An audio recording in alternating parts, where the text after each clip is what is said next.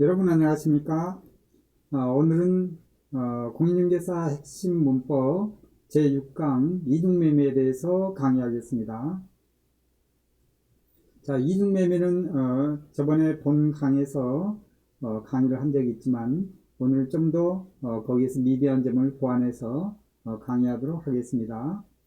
이중매매가 반사회적인 법률행위에 해당되는 경우에 거기에 따른 여러가지 손해배상 책임 그리고 그의 부수적인 이런 부분들을 다루어 보도록 하겠습니다. 자, 먼저 이중매매에 대해서 개략적인 것을 터치하고 좀 더 자세히 설명드리도록 하겠습니다. 자, 부동산 매매계약에 있어서 이중매매입니다. 여기서 중요한 3센텐스의 핵심은 배임행위, 채무불이행과 해제, 불법행위, 손해배상 책임, 그리고 채권자 대의. 자, 이 부분에 대해서 알고 있어야 되는데요. 이걸 다시 압축된 걸 풀이해서 설명하면 3개의 문장으로 정리할 수가 있습니다. 자, 여기서 중요한 단어들, 중요한 어휘들을 한번 터치를 해보도록 하겠습니다. A와 B 사이에 계약이 이루어졌습니다. 그리고 중도금 또는 잔금이 이행이 됐습니다. 주택을 매매하는 과정입니다. 자, 여기에 나타나는 어휘들은 A와 C 사이에 배임행위가 있었을 때 비록 배임행위가 아니더라도 이중매매가 되면 채무 불이행이 되는 겁니다. 그리고 배임행위가 되면 반사회적인 법률행위가 돼서 103조의 민법 103조의 위반입니다. 자, 배임행위가 나왔습니다. 자, 그리고 채권자 대의를 B가 C에게 행사할 수 있느냐 이 부분이고요. 그리고 계약을 해제를 할 수 있느냐, 손해배상 책임이 있느냐, A, B, C의 관계입니다. A는 매도인이고 B는 제1 매수인, C는 제2 매수인입니다. 자, A가 C하고 배임행위를 했거나 아니면 A와 B 사이에 제1 매수인 간의 계약이 이루어지고 중도금이 건너갔지만 A는 소유권 이전 등기를 하지 않고 다시 C에게 제2 매수인에게 다시 주택을 매매했습니다. 그럼 이행불응에 빠지게 됩니다. 그리고 C는 가담을 했고 다시 C의 소유권을 D가 다시 매입을 해서 소유권이 이전이 됩니다. 그러면 D는 C에 대해서 담보 책임을 물을 수가 있는 겁니다. 자, 대략적인 구도는 그렇게 되는 건데요. 자, 이중매매는 A와 B 사이에 유효한 계약이 있을 수 있습니다. 유효한 계약이 이루어졌습니다. B를 제1 매수인이라고 그러고 A는 매도인입니다.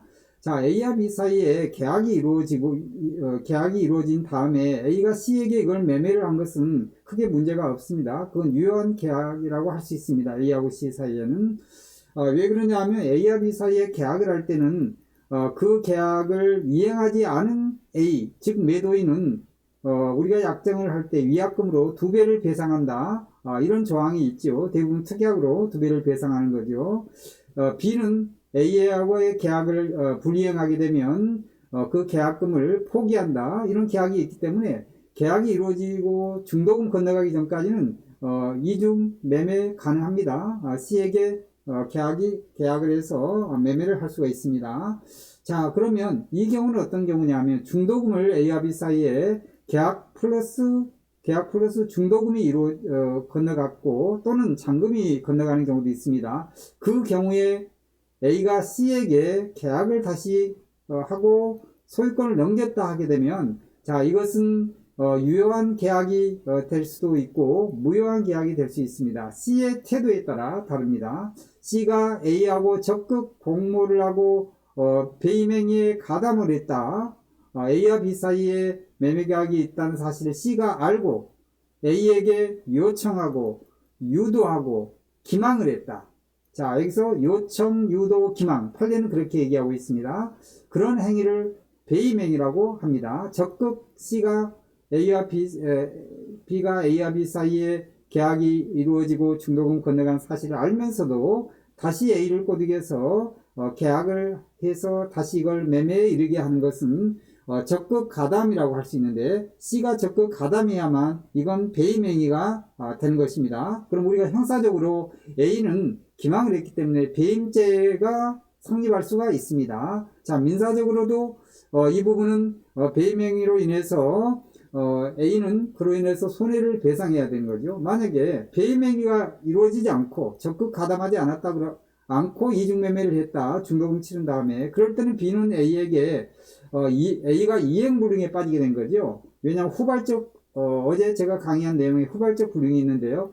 A가 후발적 불능의 그런 책임을 져야 되기 때문에 계약한 이후에 어떤 불능에 빠지는 거죠. 그게 소유권 이전을 못했으니까 이행불능에 빠지는 거기 때문에 이 경우에는 공식이 채무불이행 그리고 해제가 가능하다. 그래서 B는 A에게 채무불이행에 따른 손해배상을 청구할 수가 있고 B는 A에게 또한 계약을 해제를 할 수가 있습니다. 이건 유효한 계약이 되는 것입니다.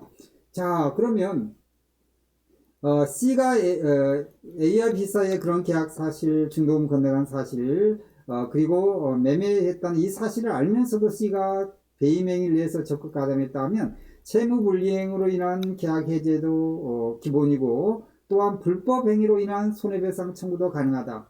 이때는 채무불이행으로 인한 손해배상 청구 플러스 해제를 할 수도 있고 B는 또 하나의 카드가 불법행위에 의한 손해배상 청구도 가능합니다. 계약 해제도 가능하고요. 손배 청구는 계약 해제하고 별도로 따로따로 할 수가 있습니다. 자, 그러면 C는 C의 행위는 어떤 행위냐 하면 반사회적인 법률 행위가 됩니다. 배임행위에 가담하면 민법 103조를 위반하는 것이 됩니다. 그러면 이 계약 자체는 무효가 되는 겁니다. 그러면 C로부터 다시 D가 선이라 할지라도 다시 소유권을 이전받아서 매매가 이루어졌다. 이 D를 전득자라고 하는데 이 전득자와 C와의 그런 계약도 무효가 되는 겁니다. 왜냐하면 이것은 절대적인 무효가 되기 때문입니다. 103조 위반은 절대적인 무효인데 거기에 중요한 요건은 배임행위, C가 배임행위에 가담해야 되고 그리고 적극 가담해야 된다. 요청, 유도, 기망행위 이런 부분이 있다 그러면 이건 절대적인 무효다. D도 소유권을 가져갈 수 없다. 다만 D는 그러면 C에게 소유권을 다시 돌려줘야 되는 상황이 될 수가 있죠. 무효가 되기 때문에 그렇게 되면 D는 손해를 많이 보기 때문에 D는 거기에 따라서 C에 대해서 하자 담보 책임, C가 뭔가 불안한 권리가 없는 그런 부분에 대한 물건을 D에게 이전했기 때문에 하자 담보 책임을 물을 수가 있는 것입니다. 자, 그러면 여기서 또 중요한 것은 채권자 취소하고 채권자 대위인데요. B가 쓸 수 있는 카드는 과연 채권자 대위일까 채권자 취소일까? 결론은 채권자 취소는 성립하지 않고 채권자 대위가 가능합니다. 왜냐하면 A와 C 사이에는 이 계약이 절대적 무효로서 반사회적 법률행위죠. 그렇게 되면 우리가 746조에 불법 원인급여가 있죠. 그러니까 A는 C에게 불법 원인급여가 되기 때문에 이 행위가 C에게 이 부동산을 다시 말소를 청구해서 이 부동산을 다시 돌려달라고 부동산을 다시 급부해달라고 반환을 해달라고 반환 청구권을 행사할 수가 없습니다. 자, C도 마찬가지로 C도 그러면 A에게 불법 원인 급여에 의해서 대금을 C는 줬는데 이제 어떻게 해야 되느냐? 이 부분을 과연 불법 거기에 따른 대금을 받을 수 있느냐? 이 부분도 이제 문제가 되는데, 자, B가 할 수 있는 부분은 C에 대해서 직접 청구를 할 수 없습니다. 왜냐하면 B는 특정 채권자이기 때문에 그렇습니다. 특정 채권자는 소유권을 특정 채권자하고 채권자는 채권자 취소를 행사할 수가 없는 것입니다. 왜냐하면 채권자 취소가 되려면 사행위가 있어야 되는데 A가 사행위를 하기 이전에 이 B가 소유권 이전 등기 청구권을 가지고 있어야 됩니다. 그렇지만 사행위 이후에 만약에 채권을 가진다 그러면 사행위 취소가 성립하지 않습니다. 채권자 취소가 성립하지 않습니다. B는 A와의 관계에서 손해배상 청구권이 없었습니다. A가 C에게 이 목적물을 부동산을 팔았기 때문에 제2 매수인에게 팔아버렸기 때문에 그때 손해배상 청구권이 발생한 겁니다. 그러면 사행위 취소는 그 이후에 사행위 취소 이후에 채권이 발생한 거기 때문에 이것은 재산을 감소하는 사행위에 해당되지 않기 때문에 채권자 취소권은 행사할 수가 없다. 그 얘기입니다. 채권자 취소권을 행사할 수 없습니다. 그러면 채권자 대의는 가능하냐? 채권자 대의는 가능합니다. 왜냐하면 A는 B가 C에게 이건 물건을 가지고 있는 게 아니라 B는 C에 대한 물건이 있는 게 아니라 물건 청구권이 있는 게 아닙니다. 즉 말소 청구권이 있는 게 아닙니다. B는 A에 대해서 소유권 이전 등기 청구권, 즉 채권을 가지고 있습니다. 그렇기 때문에 B가 C에게 직접 이 부동산을 말소를 해서 C의 부동산을 가져올 수는 없는 것입니다. 즉 채권을 가지고 있기 때문에 B는 못 가져오는 거고 A는 C에게 이 부분에 대해서 자 여기서 이제 불법 원인 급여하고 약간 충돌할 수가 있는데 이 계약이 절대적인 무효가 되기 때문에 A는 C에게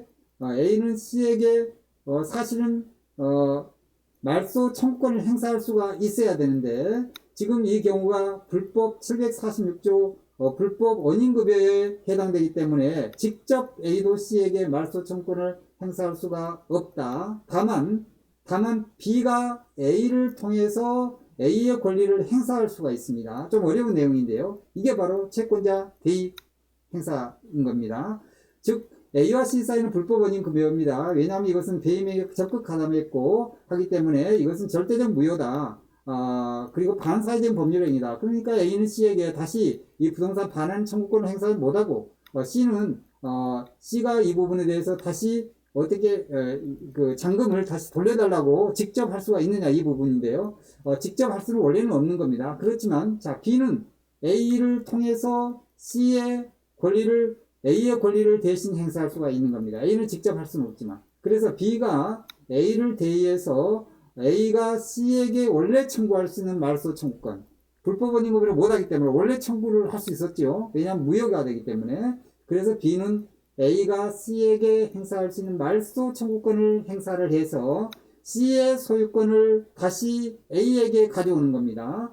C의 소유권을 A에게 가져오고 그 다음에 다시 B는 A에게 다시 이 부분을 소유권 이전 등기 청구권을 행사해서 B가 A의 소유권을 가져올 수 있는 방법도 있다는 얘기입니다. B의 선택권입니다. B는 그렇게 선택할 수도 있고 아니면 계약을 해지하고 불법 행위로 해서 손해배상을 청구할 수 있고 둘 중에 하나를 할 수가 있습니다. 즉 B는 두 개의 카드가 있는 것입니다. 그러면 C는 불법 원인 구별에 잔금을 원래 잔금을 다시 반환해달라고 부당이득 반환을 청구할 수가 원래 있어야 되는데 불법 원인 구별을 그렇게 못하기 때문에 그런 상황이었는데 B가 A를 통해서 채권자 대의권을 행사해서 다시 이 소유권이 다시 A한테 다시 넘어가게 되면 C는 손해를 보게 된 거죠. 그렇기 때문에 그때는 소유권이 다시 넘어갔을 때는 C는 A에게 부당이득 반환 청구를 행사를 해야 됩니다. 그렇게 해서 C는 A에게 주었던 잔금을 다시 되돌려 받아야 된다는 것입니다. 그런 형태로 A와 B, C의 관계 또는 전득자 D의 관계가 형성이 되는데 이건 이중매매는 상당히 어려운 내용이고요.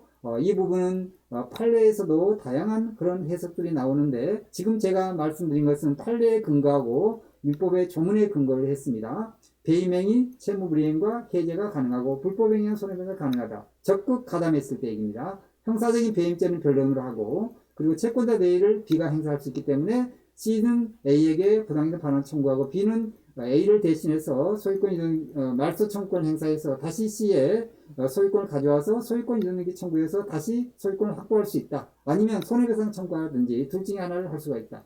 D의 행위는 전득자이기 때문에 무효가 되기 때문에 D는 담보 책임을 C에게 물을 수 있다. 자, 그 얘기입니다. 채권자 대의가 가능하다. 채권자 취소는 안 되는 것입니다. 자, 이걸 다시 압축을 풀이해서 1, 2, 3번의 이 문장을 만들 수 있도록 핵심을 잡았습니다. 3번 채권자 대의, 2번 불법행위 또는 채무불이행, 해제, 1번 배임행위입니다. 자, 오늘 공부는 제 강의를 여러 번 반복해서 들으면 이 부분을 이해할 수 있고 여러분이 가닥을 잡을 수 있을 것으로 생각이 됩니다. 제 강의를 경청하느라고 고생 많았습니다. 감사합니다.